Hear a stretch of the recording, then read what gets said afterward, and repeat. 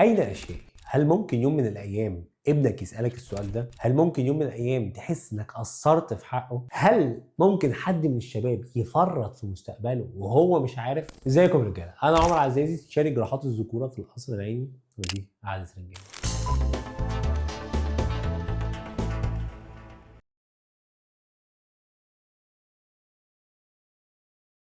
النهارده هنتكلم عن واحد من أهم الأمراض اللي ما عليهاش وعي مجتمعي كبير، وده بيؤدي إلى كوارث حرفيا اللي هو تستيكلر أو التواء الخصية، واللي بيجي معاها آلام كبيرة قوي في الخصية، واللي ممكن تخلي الخصية تضمر خلال ساعات معدودة. وياما شفنا الأهل بيعيطوا وعندهم إحساس بالذنب رهيب، وأرجوك يا دكتور نعمل أي حاجة بس رجعها لنا. انا ما كنتش اعرف اني المفروض اتحرك بيه، انا شايفاه بيتوجع بس مش عارف اعمل ايه. يا دكتور ارجوك، ده هو ضنايا الوحيد وهو مستقبل العيله، ولان الوقايه هي اول طرق العلاج تعالوا نتعرف على المرض ده مع بعض. وخلينا طول الحلقه كده معتبرينه زي الذبحه الصدريه، ولا يقل اهميه ولا خطوره عنها. نفس الوجع الرهيب ونفس الخطوره ونفس ضروره سرعه التدخل ونفس التداعيات الخطيره اللي ممكن تحصل لو ما تعالجش صح. تعالوا نعرف واحده واحده. تستيكلر تورشن هو احد طوارئ الذكور، واللي في الترياج سيستم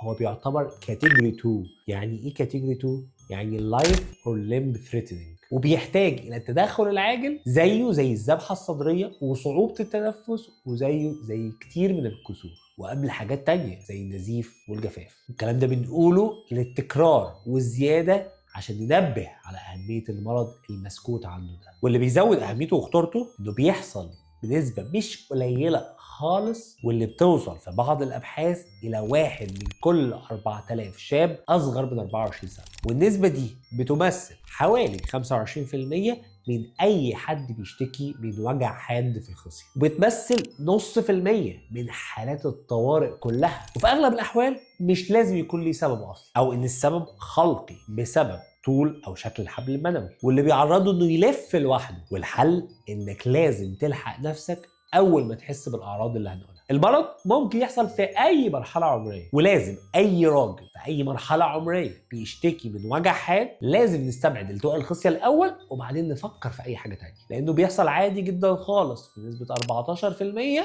في كبار السن. لكن بقى اهميته الكبيره ان اشهر سن بيحصل فيه وهو من بدايات البلوغ عند 12 سنه ولحد بدايه العشرينات، وكمان بيحصل في الاطفال اول ما يتولدوا. والسن ده حرج جدا لان الشاب او الطفل لسه مش فاهم قوي ومحرج ومش عارف يعبر عن نفسه، وبتبقى مسؤوليه الاباء بشكل مباشر، واللي ساعات للاسف بيطنشوها او بيتعاملوا معاها بطريقه غلط.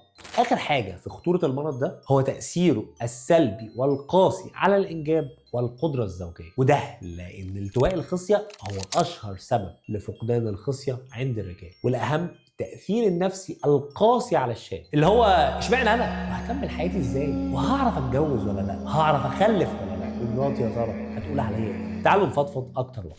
الخصيه زي اي عضو بيحصل على تغذيته عن طريق شرايين مختلفه، واللي بتمشي في حاجه اسمها الحبل المنوي، واللي لو لاي سبب لف حوالين نفسه بنسبه حوالي 180 درجه او حتى 90، فالدم بيتقطع وما بيوصلش للخصيه، واللي بتسبب آلام شديدة في الخصية وضمور تدريجي لو ما اتلحقتش في خلال 6 ل 8 ساعات. ونسبة نجاة الخصية بتقل جدا بعد مرور 24 ساعة. طب حد هيسألني أعمل إيه يا دكتور؟ أو إزاي أعرف إن ممكن يجيلي التواء في الخصية؟ الإجابة مش بنعرف قبلها للأسف، لأن زي ما اتفقنا إن السبب الرئيسي هو سبب خلقي، ونسبة صغيرة جدا بس هي اللي ممكن تكون بسبب خبطة أو أسباب تانية. الأهم إن لو جالك وجع رهيب يا معلم ما تاخدش مسكن، ما تاخدش مضاد حيوي. الوجع ده رحمة وعلامة من ربنا إن خد بالك، لازم على طول على اقرب استشاري ذكوره متخصص او طوارئ اقرب مستشفى جامعي عندك. الدكتور بيبص على شويه علامات اكلينيكيه بتعرفه بشكل كبير هو ده التواء ولا لا، زي ان الخصيه تكون محجره مورمه مرفوعه لفوق مع احساس غثيان وترجيع، وده اسمه تويست سكور. وطبعا الاهم انه يعمل سونار او دوبلر عشان يطمن على حيويه الخصيه ووصول الدمويه ليها من عدمه. لكن الاهم من ده كله لو السونار مش موجود يجري فورا على العمليات ويشوف بنفسه هو فيه ايه. طب بعد ما نشخص يا دكتور التواء الخصيه ايه حلها وايه العلاج؟ على طول جري جوه العمليات يفك الالتواء ويثبت الخصيه عشان ما يلفوش تاني. والله ما دام لفوا مره ممكن يلفوا تاني وتالت ورابع، ولو واحده لفت التانيه برضه ممكن تلف. طب لو لاي سبب في حاجه كانت بتمنع المريض من دخول عمليات، فممكن يتم فك الالتواء ده يدويا، وبمساعده السونار بنتابع حيويه الخصيه ورجوع الدمويه ليه. ودي كده كده حاجه مؤقته لغايه ما نخش العمليات ونثبت الخصيتين زي ما اتفقنا. طب يا دكتور لو انا حصل لي التواء في الخصيه ما لحقتش نفسي وقعدت اكتر من 24 ساعه، عندي ليك خبرين، واحد حلو واحد وحش، تحب نبدا بمين؟ ماشي. الخبر الوحش ان للاسف الخصيه خلاص ماتت ولازم تتشال عشان ما يحصلش مضاعفات، ولازم نخش نثبت الخصيه الثانيه عشان ما تحصلش اختها، عشان الخصيتين لو اتشالوا زي قصه سلامه اللي حكيناها في الريل فكده للاسف مع السلامه. الخبر الحلو بقى ان الراجل ده يقدر يشتغل بمصنع واحد، اهم حاجه ان المصنع ده نحافظ عليه وساعتها مش هيبقى فيه اي مشكله وهيشتغل زي الفل. ولو على الشكل والنفسيه فبنركب بعد 6 شهور خصيه صناعيه سيليكون للشكل والثقه وعشان نفسيه الراجل ما تتهزش، وهي عمليه تجميليه بسيطه جدا مفيده جدا للي محتاجها لزياده الثقه. ضروري بقى تشيروا الفيديو ده لكل اب او ام لاني محتاج الموضوع ده يكون معروف للكل، لان مفيش حاجه تسوى دمعه من عينيهم اللي بنشوفها وهم خايفين على ابنهم وحاسين بالذنب، ولا دمعه من شاب لسه في بدايه حياته وحاسس ان مستقبله ضل.